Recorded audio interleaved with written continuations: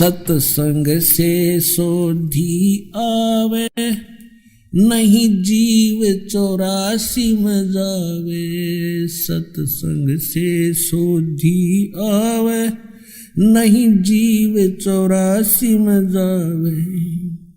अब मेटो द्वेष और राग, हो राग या उम्र बतेरी जाली। अब मेटो द्वेष और राग, हो राग या उम्र बतेरी जाली। एक समय एक धर्मदास नाम के बहुत बड़े धनी व्यक्ति हिंदू धर्म में जन्मे थे और बहुत ही परमात्मा की तरफ थी उनके अंदर। पुण्यात्माओं, पिछले संस्कार का जो प्राणी होता है वही भगवान के लिए तरफ रहे होते हैं।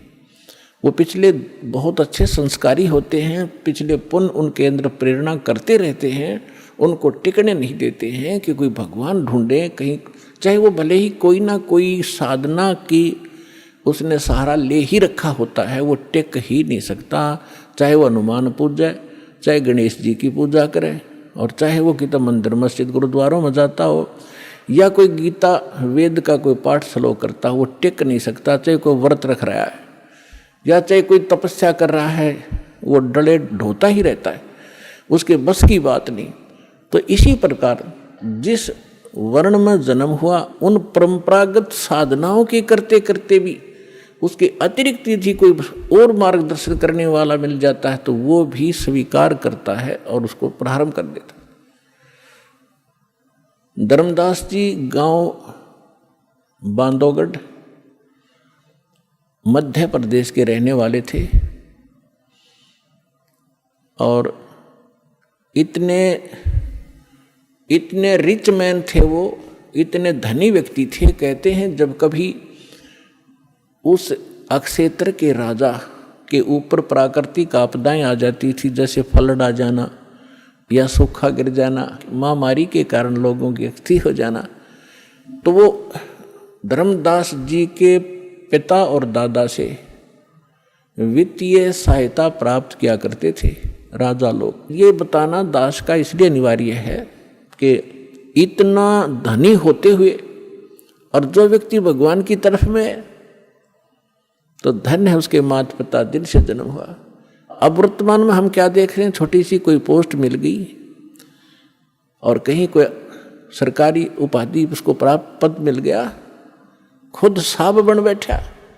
अकल मारी गई इस जीव की, काल ने इसकी रोल मार रखी है और कल को मृत्यु होकर परसों गधा बन जाएगा। वो साब के ऊपर फिर कौवे खा रहे होंगे, इसकी चोंच कमर को खोद रहे होंगे।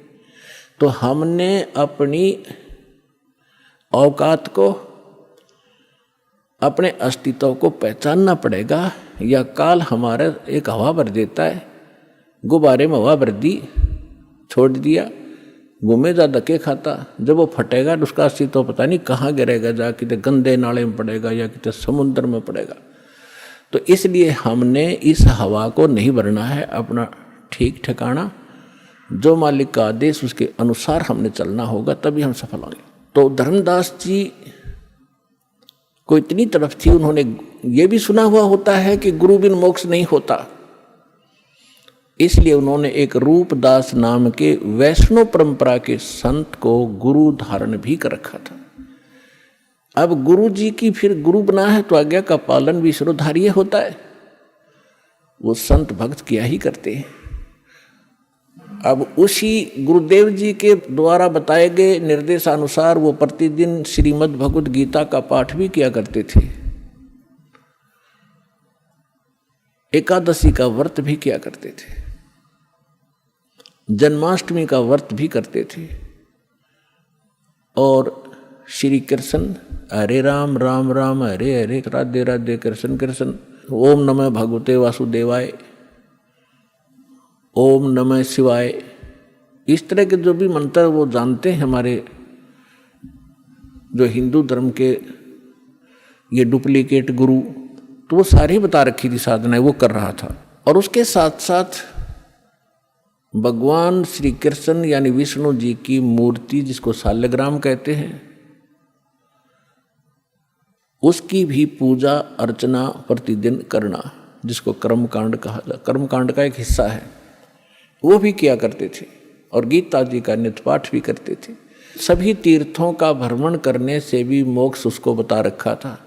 अब बच्चा क्या होता है, अध्यापक ने जो सिलेबस बता दिया वो तो फाइनल समझता है, जो कहा ठीक है जी। इतना बड़ा सेठ मन में आई कि तीर्थों का भ्रमण किया जाए,